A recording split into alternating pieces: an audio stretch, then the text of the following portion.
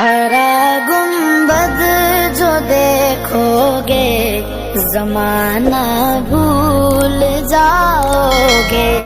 یہ میری خوش قسمتی کہ میں حضور کا امت ساری زندگی اس کا شکریہ ادا کرتا رہوں تو حق شکر ادا. ہم حضور کی امتی نبی انتظار کرتے رہے، نبی منتظر رہے. حضرت خلیل اللہ کی بارگاہ میں پکار رہے ہیں، ربنا وابعث فیہم رسولا، مالک رسول بھیج دے. کوئی کہتا ہے لیسا بفظ ولا بغلظ، وہ ترشرو نہیں ہوگا، سخت مزاج نہیں ہوگا، ماتھے پہ شکنے لانے والا نہیں ہوگا، وہ پیار بانٹنے والا ہوگا. بس وہ آیا جا رہا ہے. حضرت عیسیٰ نے تو نام بھی بتا دیا نا، مبشرم برسول یاتی من بعد اسمہ احمد. لوگوں میں جا رہا ہوں، چلو نام بھی بتا دیتا ہوں، میرے بعد جو آنے والا اس کا نام احمد ہوگا. نبی انتظار کرتے رہے، 12 نبیوں نے انتظار کیا حضور کی امت میں ہونے کے لیے، تمنا کی. نستورہ راہب انتظار کرتا رہا، بحیرہ راہب انتظار کرتا رہا. شب ہجر کی سختیاں کوئی اس سے جا کے پوچھے، تیری راہ تکتے تکتے جسے صبح ہو گئی. زندگیاں گزار دی انہوں نے. سلمان فارسی کی کہانی سن لو. مجوسی کے بیٹے تھے، حق کی طلب میں نکلے، باپ نے گھر سے نکال دیا. ایک پادری کے پاس جا کے رکے، زندگی بھر اس کی نوکری کی. جب اس کا آخری وقت آیا، اس نے کہا میری تدفین کے بعد غموریہ چلے جانا، وہاں کا پادری خدا رسیدہ ہے، تجھے اس سے کچھ مل جائے گا. کہتے میں وہاں سے غموریہ آ گیا. پھر اس پادری کی ساری زندگی خدمت کی. جب وہ مرنے لگا تو اس نے کہا کوئی ایسا شخص نہیں ہے جس کے پاس اب میں تجھے بھیجوں، لیکن نبی آخر الزماں کے ظہور کے لمحے آ گئے. تو یہاں سے یثرب چلا جا، وہ اس نبی کی ہجرت گاہ ہوگی، تیری زندگی سنور جائے گی. تو نے بڑی محنت کی ہے، بڑی نوکری کی ہے میری.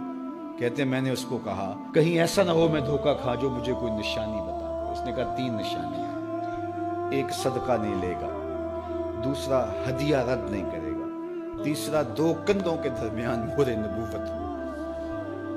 کہتے ہیں میں نے اس کی تدفین کی، یثرب کی جانب جاتے ہوئے ایک قافلے میں شامل ہو گیا. انہوں نے مجھے پکڑ کے اپنا غلام بنا لیا، لیکن میرے پہ مہربانی یہ کی کہ مجھے بیچا جا کے مدینے میں. ایک یہودی نے مجھے خرید لیا. میں اس کے باغ میں گوڈی کرتا تھا، کام کرتا تھا، کھجوریں توڑتا تھا، لیکن میں انتظار میں تھا کہ کبھی وہ نبی آخر الزماں آئے تو مجھے دید ہو. کبھی عرش پر، کبھی فرش پر، کبھی ان کے در، کبھی در بدر. غم عاشقی تیرا شکریہ، میں کہاں کہاں سے گزر گیا.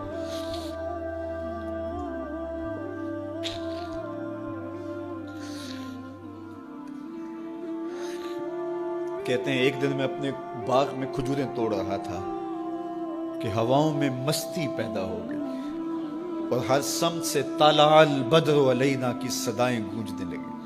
میں سمجھ گیا کہ وہ لمحے آ گئے. میں نے چھلانگ لگا دی اور دوڑ پڑا. میرے آقا نے سمجھا شاید غلام بھاگ گیا، اس نے دوڑ کے مجھے پکڑ لیا.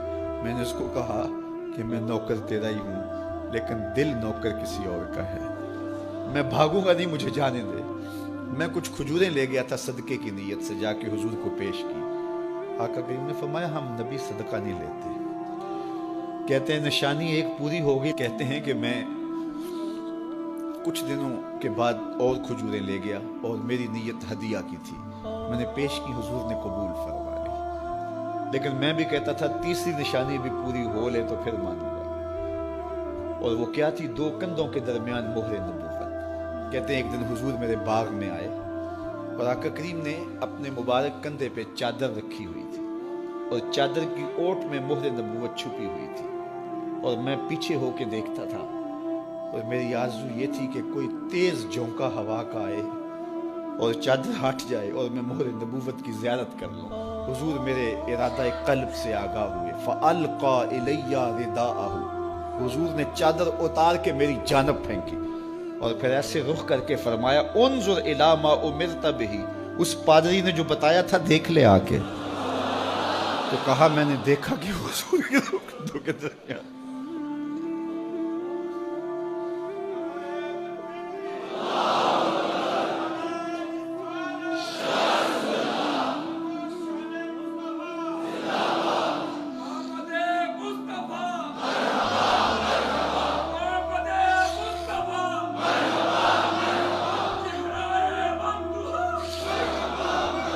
شب ہجر کی سختیاں کوئی اس سے جا کے پوچھے، تیری راہ تکتے تکتے جسے صبح ہو گئی. ہم نے تو کوئی انتظار نہیں کیا نا, ہم نے تو کوئی دکھ نہیں سہا, ہم سوئے تھے مقدر جاگ اٹھے. ہمارے والد مسجد سے مولوی صاحب کو بلا لائے, انہوں نے کان میں آ کے کہا مبارک ہو تو حضور کا نوکر بن کے آ رہا. میرے والد گرامی ایک شعر جھوم کے پڑھا کرتے تھے, محمد جانے جانا ہے پیغمبر ہو تو ایسا ہو, رسولوں کی بشارت سے مبشر ہو تو ایسا ہو, امر توقیر کا سب کو موکر ہو تو ایسا ہو, کیا ہم کو غلام ان کا مقدر ہو تو ایسا ہو. میں اپنے مقدر پہ قربان نہ جاؤں, آپ اپنے مقدر پہ نثار نہ جائیں. ہمیں وہ نبی ملا جو نبیوں کا نبی. بنو سعد کے مقدر بھی جاگ اٹھے. اللہ اکبر, کیا وہ خوش نصیب وادیاں تھیں, کیا وہ خوش بخت پہاڑ تھے بنو سعد کے, جہاں حضور نے زندگی کے ابتدائی سال گزارے. اللہ اکبر. حضرت حلیمہ سعدیہ کہتی ہیں جب میں حضور کو گھر لے گئی تو میرے گھر میں روشنیاں آ گئیں. باقاعدہ عورتوں نے کہا حلیمہ تو اتنی امیر ہو گئی ہے رات کو بھی دیا نہیں بجھاتی. بڑے امیر کبیر گھرانوں میں بھی رات کو لوگ دیا بجھا دیا کرتے ہیں, لیکن تو اتنی ہی امیر ہو گئی ہے کہ رات کو بھی تیرے گھر کا دیا نہیں بجھتا. تو حلیمہ سعدیہ نے کہا آؤ میں تمہیں بتاؤں میرے گھر میں دیا کون سا روشن. باقاعدہ ہم جولیوں کو بلایا, پالنے میں حضور تھے, اشارہ کر کے کہا ما کننا نحتاج الی السراج من یوم اخذناہ, جب سے یہ پیارا گھر آیا ہے میں نے سارے دیے توڑ دیے. دیے کی ضرورت نہ مشعل کی حاجت, عجب روشنی تو نے پائی حلیمہ, بڑی تو نے توقیر پائی حلیمہ, بنی تو محمد کی دائی حلیمہ. کہا ما کننا نحتاج الی السراج من یوم اخذناہ, جب سے یہ پیارا گھر میں آیا ہے میں نے سارے دیے توڑ دیے. جہاں روشنی چاہیے ہوتی ہے حضور کو اٹھا کے اس کمرے میں لے جاتے ہیں, وہاں انوار پھیل جاتے ہیں, روشنیاں پھیل جاتی ہیں. کیسے اجالے پھیلے, کیسی روشنیاں پھیلیں. حلیمہ دا چھپر کھجوری دے تھلے, حوراں وچھالے نوری مسلے, فرش تو عرش تک پہ گئی دہائی, حلیمہ نے لٹ لئی خدا دی خدائی. اللہ اکبر. وہ سارا دن تو صحراؤں میں گھوم لیتی تھی, اسے جب بھوک لگتی تھی لبوں کو چوم لیتی تھی. بخت جاگے حلیمہ سعدیہ کے حضور ان کے گھر آئے. اللہ اکبر. جدھر سے گزرتے گئے نور پھیلتا گیا, انوار پھیلتے گئے. حضرت سیدہ طیبہ طاہرہ حضرت عائشہ سلام اللہ علیہا فرماتی ہیں کہ میں کچھ سی رہی تھی کہ میرے ہاتھ سے سوئی گر گئی. اب حضور کے گھر میں دیے میں جلانے کے لیے تیل بھی نہیں تھا, میں پریشان تھی, سوئی گر گئی. اتنے میں حضور تشریف لائے. حضور مسکرائے, کہتی ہے میں نے گمی ہوئی سوئی تلاش کر لی. اللہ اکبر. تو یہ روشنی تھی, یہ انوار تھے. اللہ اکبر. اذا ضحک یتلالع فی الجدر, جب حضور مسکراتے تھے سامنے والی دیواروں پہ عکس پڑتا تھا. اللہ اکبر. جب مسکراتے تھے نور پھیل جاتا تھا. اذا تکلم رؤیا کالنور یخرج من بین ثنایاہ, حضور کے سامنے والے دانتوں میں ہلکا سا فاصلہ تھا, اور جب آقا کریم گفتگو کرتے تھے وہاں سے نور کی کرنیں چھن چھن کے نکلتی تھیں, انوار پھیل جاتے تھے. ایسا نوری ماحول, ایسا نورانی چہرہ. حضرت ابو ہریرہ بولے کل قمر لیلۃ البدر لم ارى قبلہ ولا بعدہ مثلہ. کیا پوچھتے ہو, 14ویں رات کا چمکتا ہوا چاند تھے میرے حضور. پھر کہا نہیں نہیں نہیں, حضور جیسا نہ پہلے دیکھا نہ بعد میں دیکھا. حضرت حسان بن ثابت پاس کھڑے تھے. کہا دیکھتے کیسے, کسی ماں نے جنم دیا ہوتا تو دیکھتے. خدا نے وہ سچائی پن چھڑیا جدے وچ محمد نو ٹالیا سی. حسینہ جمیلہ دا منہ موڑ دیتا, محمد بنا کے قلم توڑ دیتا. مثل او در عالم امکان متصور نیست. حضرت شیخ مجدد کہتے ہیں حضور کی مثل بزم عالم میں ممکن ہی نہیں ہے, ہو ہی نہیں سکتا.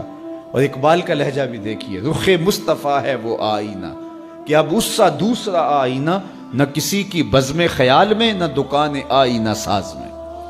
تو وہ پیکر تراشا, وہ پیکر تراشا, مکھ چند بدرشا شانی ہے, متھے چمک دی لاٹ نورانی ہے, کالی زلف تیک مستانی ہے, مخمور رکھی ہن مد بھری. کیسا جمال دیا, کیسا حسن دیا. اچھا بریلی کے امام سے بھی پوچھ لیجئے، اللہ اکبر، بلبل نے گل ان کو کہا، کمری نے سروے جاں فضا۔